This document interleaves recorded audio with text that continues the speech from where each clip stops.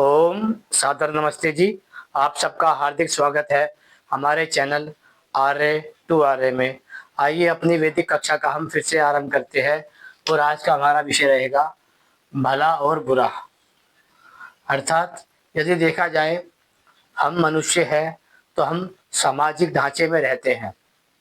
इसलिए यदि आप किसी भी समाज की बात करते हैं तो उसका मूल ढांचा दो प्रकार के लोगों से बना होता है, जिसमें अच्छे और बुरे लोग होते हैं।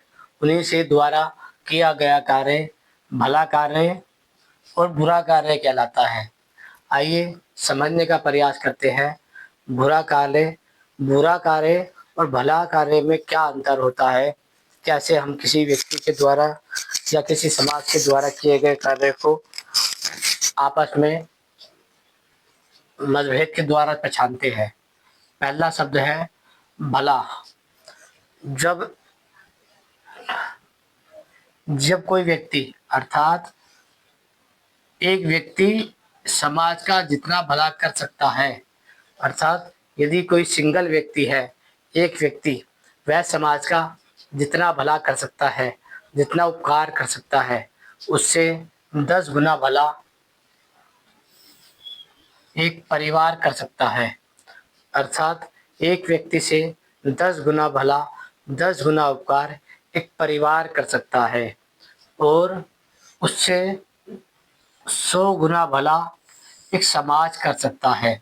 अर्थात यदि बात की जाए, एक व्यक्ति यदि 1 गुना भला करता है समाज का, तो एक परिवार 10 गुना भला करता है और एक समाज 100 गुना भला कर देता है।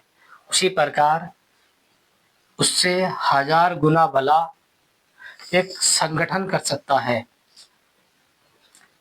और उससे लाख गुना भला एक मुख्यमंत्री कर सकता है और उससे करोड़ों गुना भला एक प्रधानमंत्री कर सकता है। यदि बात की जाए किसी भी देश के प्रजा से लेके राजा तक की, यदि वह अपने समाज का भला करना चाहे तो मुख्य रूप से उनके पास अलग अलग प्रकार की इकाई होती है। पहला एक व्यक्ति, दूसरा एक परिवार, तीसरा एक समाज, चौथा एक संगठन, पांचवा एक मुख्यमंत्री और छठा एक प्रधानमंत्री। यदि यह सब अपने समाज का, अपने राष्ट्र का हित चाहते हैं तो मूल रूप से समाज ऊपर की ओर जाता है, उत्थान की ओर। किंतु यदि बात की जाए, एक व्यक्ति यदि बुरा करने पे आए तो वह समाज का जितना बुरा कर सकता है उससे 10 गुना बुरा एक परिवार कर सकता है, उससे 100 गुना बुरा एक समाज कर सकता है, उससे 1000 गुना बुरा एक संगठन कर सकता है, उससे लाख गुना बुरा एक मुख्यमंत्री कर सकता है, उससे करोड़ गुना बुरा एक प्रधानमंत्री कर सकता है। इसका अर्थ ये होता है कि एक व्यक्ति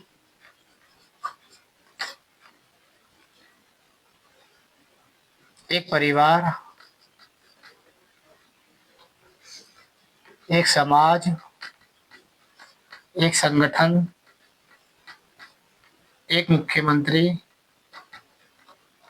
और एक प्रधानमंत्री, यदि ये चाहे तो अपने ही राष्ट्र का स्थान ऊंची ओर गति कर सकते हैं।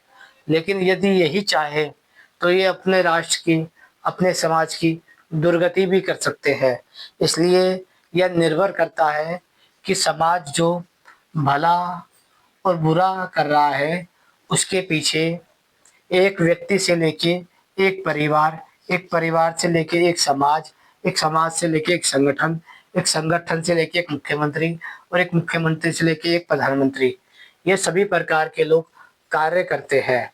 फिर भी हम जब कहते हैं कि समाज का भला और बुरा कौन कर सकता है, तो इसमें मुख्य रूप से दो प्रकार की मानसिकता कार्य करती है। पहली है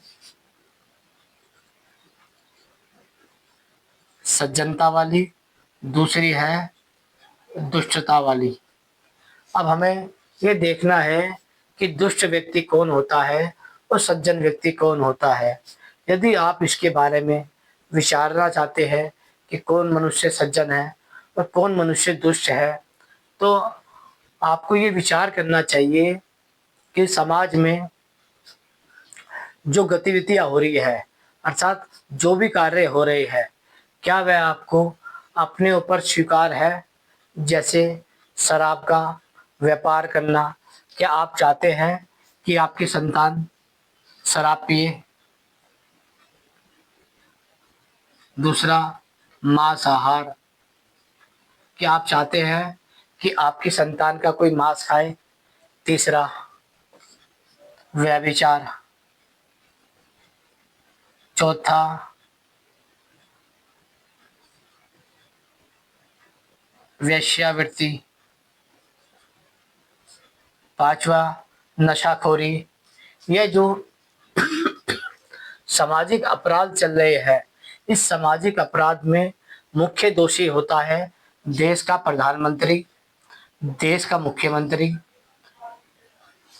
क्योंकि जब कोई दुष्ट व्यक्ति समाज पे राजा बन जाता है, तो वह सबसे पहले शराब को फ्री करता है और हर व्यक्ति को शराबी बनाने की कोशिश करता है। वह मांस को फ्री करता है, सस्ता करता है और हर समाज के व्यक्ति को मांसाहारी बनाना चाहता है। वह व्यभिचार से दंड हटाता है और समाज को व्यभिचारी बनाता है। वह वेश्यावृत्ति से टैक्स हटाता है ताकि समाज वेश्यावृत्ति में घुस सके। वैसे ही वह अन्य नशाखोरियों से अलग अलग प्रकार के कर को कम कर देता है ताकि पूरा मनुष्य जाति नशाखोर हो सके और वह उसमें ही पड़ा रहे। इसलिए जब हम बात करते हैं समाज की, तो समाज का मुख्य जो अपराध होते हैं वह सब इन्हीं दोषों से उत्पन्न उत्पन्न होते हैं, जिसमें शराब, नशाखोरी, व्यभिचार, वेश्यावृत्ति,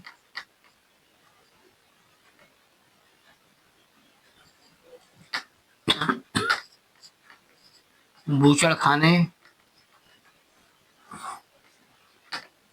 जैसे असामाजिक व्यापार किए जाते हैं।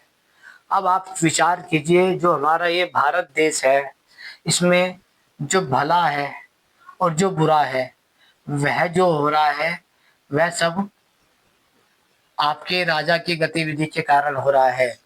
इसलिए यदि राजा दुष्ट होगा तो वह इन सब कार्यों को आगे की ओर बढ़ाएगा, और यदि सज्जन होगा तो वह इन सब कार्यों पे पूर्ण प्रतिबंध लगाएगा।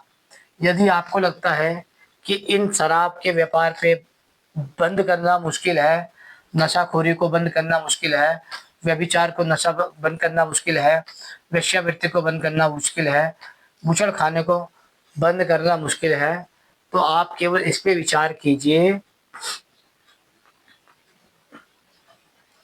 इन सब के कारण जो आपकी युवा पीढ़ी नशा का शिकार हो रही है, क्या वह इससे भी बुरा हो सकता है?